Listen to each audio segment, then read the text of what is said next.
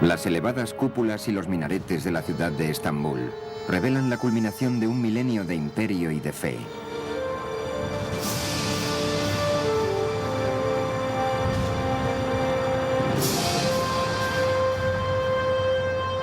En el siglo XVI, el Islam se transformaría en un ambicioso imperio, en un poder mundial.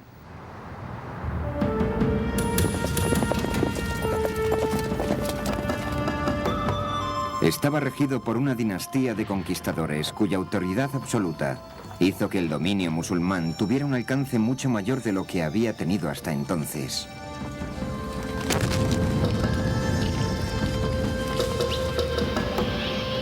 Llevarían su imperio a las mismas puertas de Europa, inspirados por el más grande de sus líderes, Sulimán el Magnífico. Fue una era de esplendor imperial en la que el Islam y el gran imperio otomano se levantarían para presentar su audaz candidatura al poder, la conquista y el destino.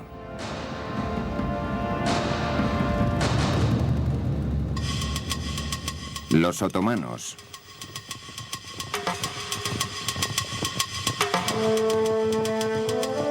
En sus orígenes, los turco-otomanos eran un pueblo nómada procedente de las estepas de más allá del mar Aral. Durante siglos vagaron por lo que actualmente es Turquía, buscando tierras de pasto.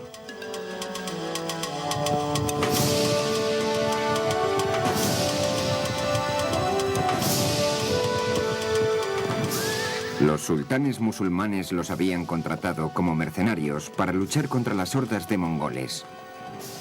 Pero en el desorden que siguió a la invasión mongol, los turcos empezaron a plantear sus propias reclamaciones territoriales.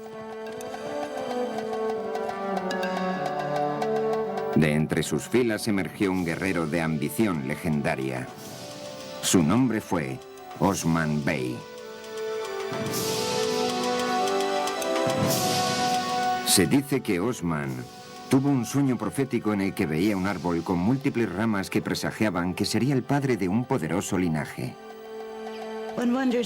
Cabe preguntarse cuánto de esto es verdad y cuánto se debe a la leyenda. Es una bonita historia y los milagros siempre son más fáciles de digerir que la realidad. Yo no creo que él llegara nunca a soñar que estaba iniciando una gran dinastía, una dinastía que habría de gobernar el enlace crucial entre 3 continentes.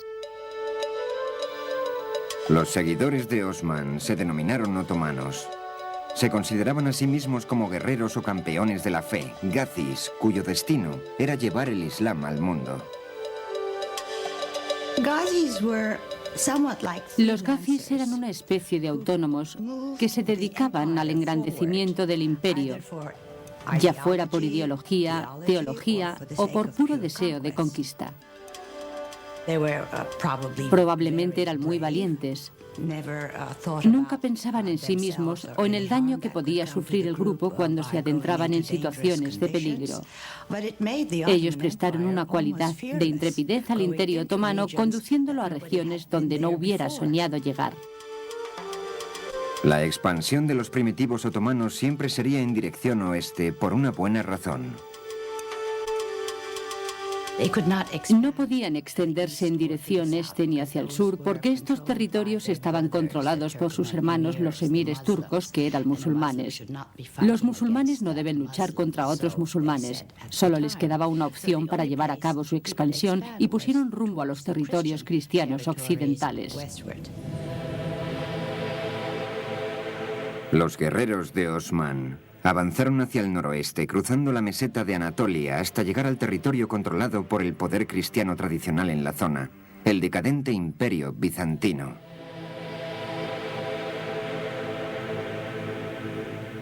En la época de Osman, el imperio bizantino tenía 1000 años de edad y estaba alcanzando el final de su supremacía, reducido a un apartado baluarte en Eurasia.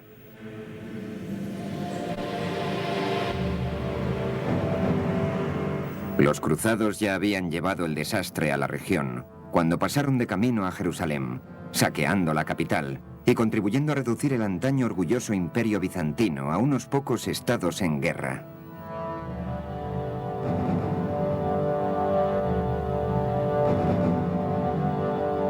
Los otomanos redujeron rápidamente estas maltrechas facciones bizantinas, uniendo al noroeste de Anatolia en un dominio único. En 1326, los otomanos tomaron la poderosa ciudad bizantina de Bursa. Esta victoria cambiaría para siempre el carácter de los turco-otomanos.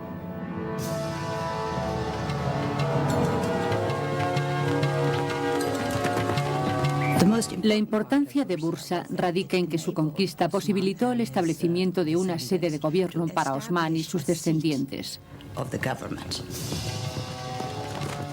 Los inquietos nómadas de las estepas se asentarían para levantar un imperio.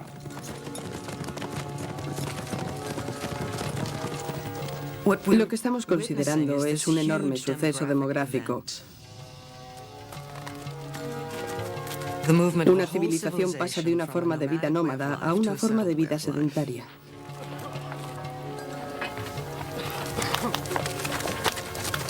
Cuando los otomanos conquistaron Bursa y la convirtieron en su capital, tenían la aspiración de transportar la bandera conquistadora en representación de la civilización islámica.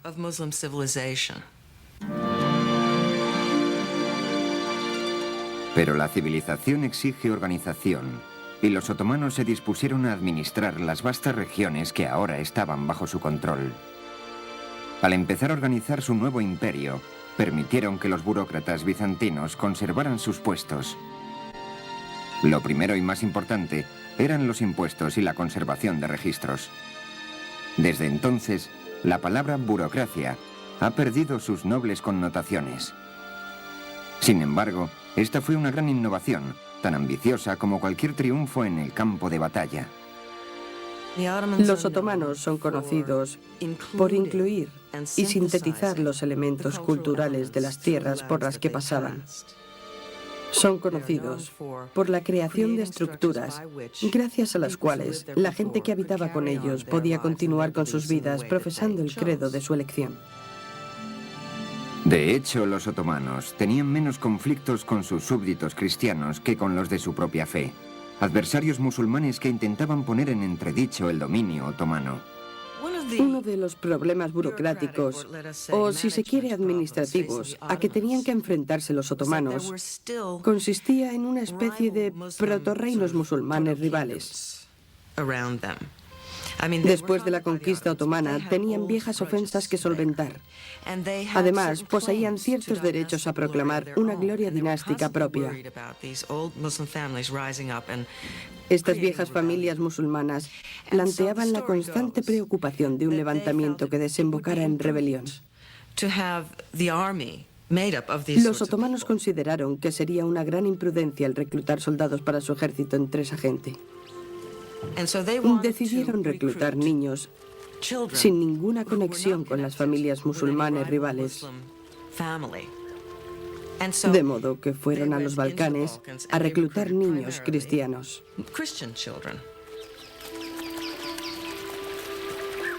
Esta práctica fue denominada devshirme.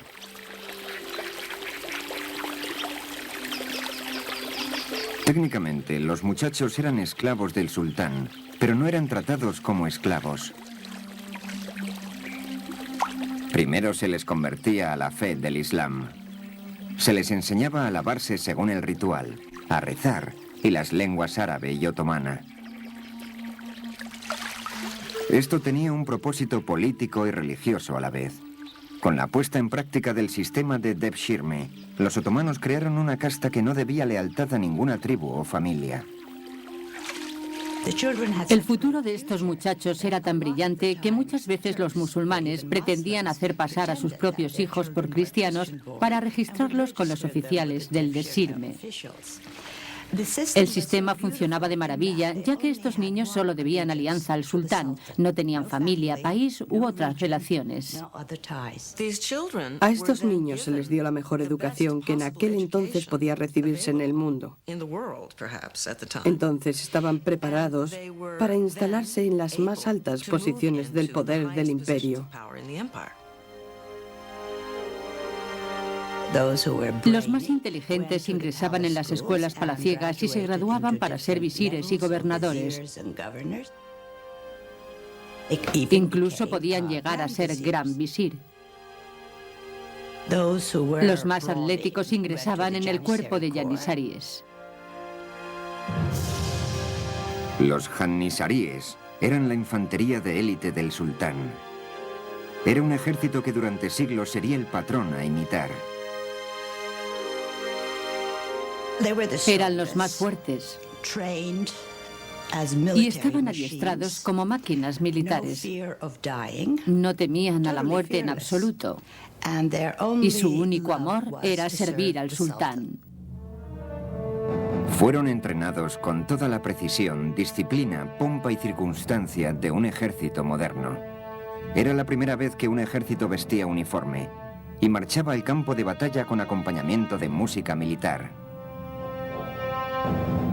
Los janissaríes era el ejército más temido en el mundo occidental, una fuerza digna de este nuevo imperio islámico y su audaz visión de conquista.